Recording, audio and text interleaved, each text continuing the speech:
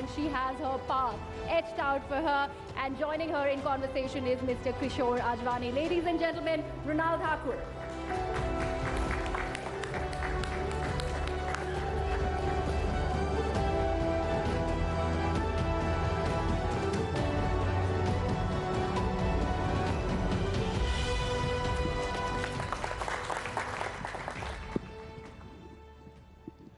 Welcome to Rising India, Mrunal.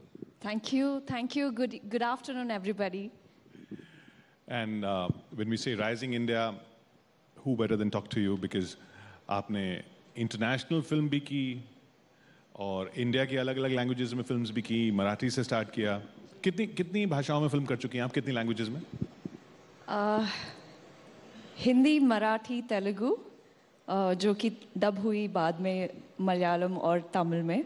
लेकिन उम्मीद करती हूँ कि सारी भाषाओं में, इंडिया के जितनी भी भाषाएं, उन सारी भाषाओं में मैं काम करूँ.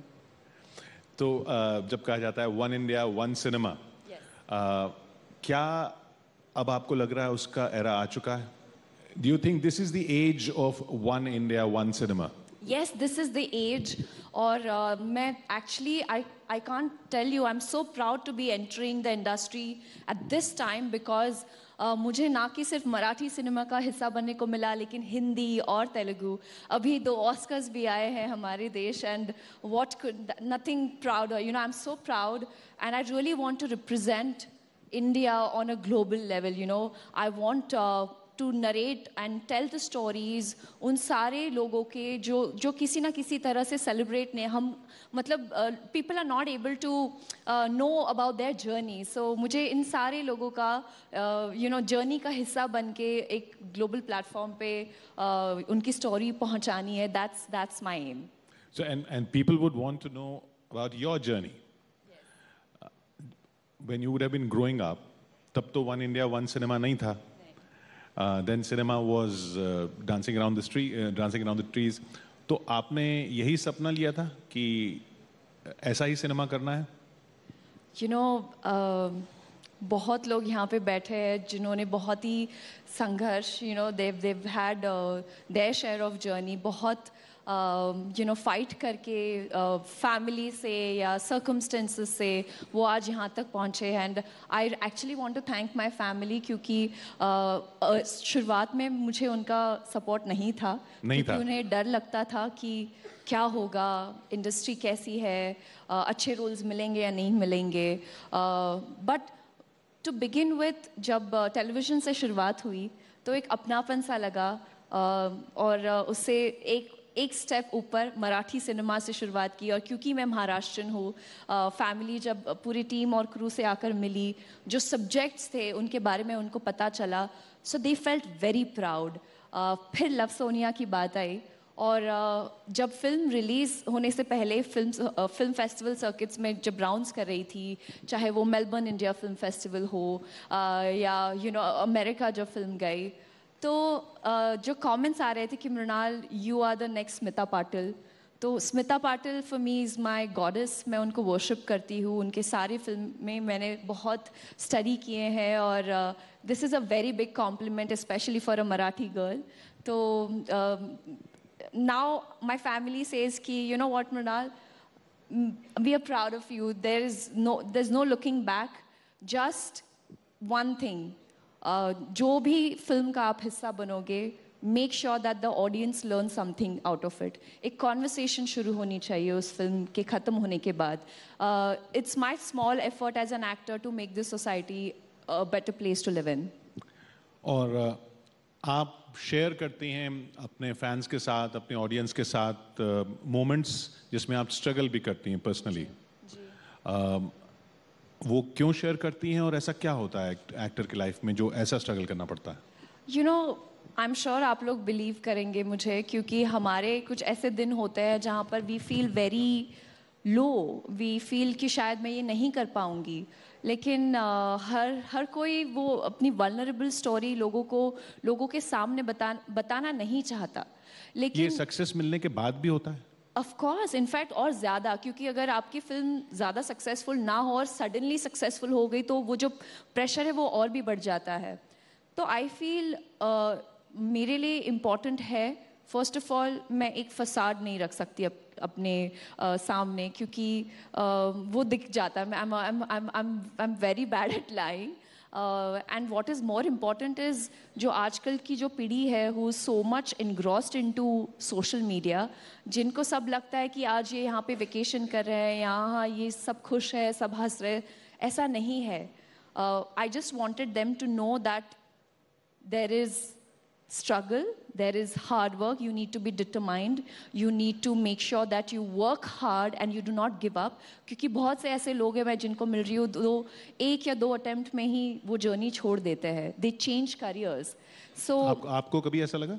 मुझे लगा ऐसा, लेकिन I did not give up, क्योंकि मुझे I knew that at the age of 13 or 14 मुझे पता था कि I want to be the voice to the voiceless.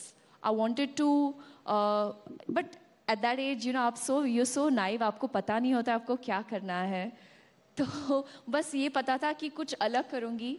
But there was a phase, in fact, love Sonia के रिलीज़ के बाद जहाँ पर फिल्म रिलीज़ नहीं हो पा रही थी क्योंकि it was such a hard hitting subject. Then that was a point मुझे लगा शायद I should give up. लेकिन कहीं ना कहीं अंदर मैंने ये सोचा कि अगर मैं अपना 100% अब नहीं दूंगी तो शायद you know I don't want to regret. पर लव सोनिया जब रिलीज नहीं हो पा रही थी तब आप सुपर 30 की शूटिंग कर रही थी. तब मैं सुपर 30 के ऑडिशन दे रही थी. इनफैक्ट मुझे वो रोल मिला भी नहीं था. ऑडिशंस में रिजेक्ट कर दिया था आपको? वो थोड़े स्केप्टिकल थे कि ये कैसी फिल्म है, इसके वजह से कुछ हैम्पर नहीं होना चाहिए फिल्म के इमेज के लिए. लेकिन जब फिल्म आई तो all the makers were very happy, they were proud. और I am happy that you know इस फिल्म लव सोनिया के वजह से भारत के अलावा कई सारे देशों में काफ़ी सारे रूल्स और लॉज चेंज हुए हैं. मेरे लिए वो सबसे बड़ा अवार्ड है मेरे लिए. और काफ़ी सारी लड़कियां भी we save the girls, so that's the biggest achievement for me till now. TV पर आने के बाद लोगों ने ये नहीं बोला कि टीवी बहुत ज़्यादा हो गया, it will be difficult for you to get films because you are over exposed in serials? क्योंकि you know we have a stereotype. वो कहते हैं कि अगर कोई टेलीविजन एक्टर है तो वो टीवी ही करेगा. बट आज सब कुछ बदल गया है. जितने प्लेटफॉर्म्स है, OTT हो या यू नो थिएटर्स हो या फिल्म्स हो, तो सारे एक्टर्स को अपॉर्चुनिटीज़ मिल रही है. And what is important is वो जो एक टैग लगता था ना टेलीविजन एक्टर, वो हट चुका है और वो टेलीविजन ने रिप्लेस किया है इंडियन एक्ट्रेस.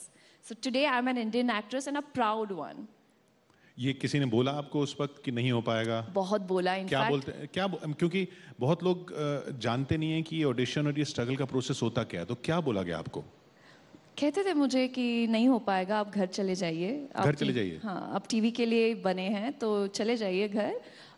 क्यों आप अपना टाइम वेस्ट कर रहे हैं. लेकिन कुछ फिल्म मेकर्स मुझे मिले जिनको मैं थैंक यू कहना चाहूँगी. In fact I want to say thank you to all those people who said I can't do it. I am so happy to be sitting right in front of you and representing Indian cinema today. And honestly कुछ और हटके करना है. You know the journey has just begun and with your support and with your love I want to grow. I want the world India to grow and just explore. Languages की हमने बात की, जहाँ से बात शुरू की. जब अलग अलग लैंग्वेजेस के रोल्स होते हैं और उनके डायलॉग आपको दिए जाते हैं तो वो डायलॉग तो आपको समझ में नहीं आते होंगे, तो फिर कैरेक्टर में कैसे जाते हैं? Good question. क्योंकि मेरी मदर टंग जो है वो मराठी है, तो मराठी से और वो जो स्क्रिप्ट लिख कर आती है वो इंग्लिश में आती है. तो इंग्लिश से मैं मराठी में ट्रांसलेट करती हूँ और फिर मराठी से Telugu. So the process is 3 times more than what it should be in Hindi और मराठी. पर डायलॉग्स को लर्न करती हूँ. कभी कभी एडीज़ हेल्प भी करते हैं मुझे, टीचर भी है. और नई भाषा सीखनी मेरी आदत है. मेरे डैड जो कि अभी रिटायर हुआ, ही वाज अ बैंकर, तो उनके वजह से काफ़ी सारे स्टेट्स का हिस्सा बनने का मौका मिला. मेरी स्कूलिंग ना कि सिर्फ मुंबई में हुई, लेकिन केरला में, नागपुर में, अहमदनगर, तो हर जगह हम घूम कर आए हैं. तो भाषा सीखना मेरे लिए it's fun. I really enjoy learning. तो आप सक्सेस मिलने के बाद कभी स्कूल गई या अपने पुराने फ्रेंड्स से मिली या पुराने टीचर्स से मिली? यू वोंट बिलीव, मेरे सारे फ्रेंड्स जो है ये मेरे स्कूल से फ्रेंड, मतलब हर जगह से एक एक बेस्ट फ्रेंड मेरा है और अब भी हम टच में है, क्योंकि मेरे ज़्यादा इंडस्ट्री में फ्रेंड्स नहीं है। ऐसा क्यों? मतलब they are my colleague and they are very supportive, but जो एक फ्रेंडशिप है ना, जो बचपन से वो कहते हैं ना कि दे आर वेरी ऑनेस्ट, और मुझे लगता है कि ऐसे दोस्तों का आपकी ज़िंदगी में होना बहुत ज़रूरी है जो आपको सही चीज़ बताए, क्योंकि ये वर्ल्ड ऐसा है, it's full glamorous, it's about nice things, but I want to surround my self with people जो मुझे बताएं कि ये काम सही नहीं है या ये काम अच्छा है। तो ये जब इतना आपके पास सपोर्ट सिस्टम है जी। तो फिर दिक्कत क्यों आती है, फिर वो स्ट्रगल्स क्यों आती हैं, इमोशनल स्ट्रगल्स, लो होने की स्ट्रगल्स? कभी कभी लगता है कि और अपॉर्चुनिटीज़ मिलने चाहिए। मुझे तकरीबन 10 साल लग गए टेलीविज़न से, हिंदी फिल्म से तेलुगु फिल्म सीतारामम मिलने के लिए, और जो रोल है सीतारामम में सीता का, it is one of the most challenging roles, लेकिन वो रोल पाने के लिए मुझे I had to prove them over and over and over again. मैं अपनी तुलना किसी के साथ नहीं करूँगी क्योंकि हर एक की अपनी अपनी जर्नी है एंड आई रिस्पेक्ट दैट, लेकिन there was a point where I felt कि I was deserving but I was not getting. ऐसा कोई पर्टिकुलर रोल जो आपने मिस किया, जो आप बताना चाहेंगी? जी, पर बट इट वाज गुड क्योंकि it was a great learning. Rejections किस तरह से आप लेते हैं, that is also important. There were some beautiful films like Jai Gangaajal, जिसमें प्रियंका चोपड़ा ने काम किया, और बहुत ही I look up to her work, I love her. और शायद जो उन्होंने किया वो मैं उस वक्त कर नहीं पाती और मैं रेडी नहीं थी, तो मैं ये सोचती हूँ कि you know what Mrunal, maybe you are not ready then, you need to work so hard to reach there. वो कहते हैं ना कि भगवान तभी देता है जब he knows that you will value it now. तो आप कैसा बनना चाहती हैं? आखिरी सवाल मेरा, आज से 10 साल बाद जब जर्नी और आगे बढ़ चुकी होगी, तो आप किस तरह बनना चाहती हैं? कौन आइडल है? मैं बस एक आम आदमी की तरह रहना चाहती हूँ। First of all I want to be just the way I am. In fact मेरे जो स्कूल फ्रेंड्स मुझसे मिलते हैं वो कहते हैं कि तू बचपन में भी ऐसी थी, अब भी ऐसी है, और you know we don't want you to change.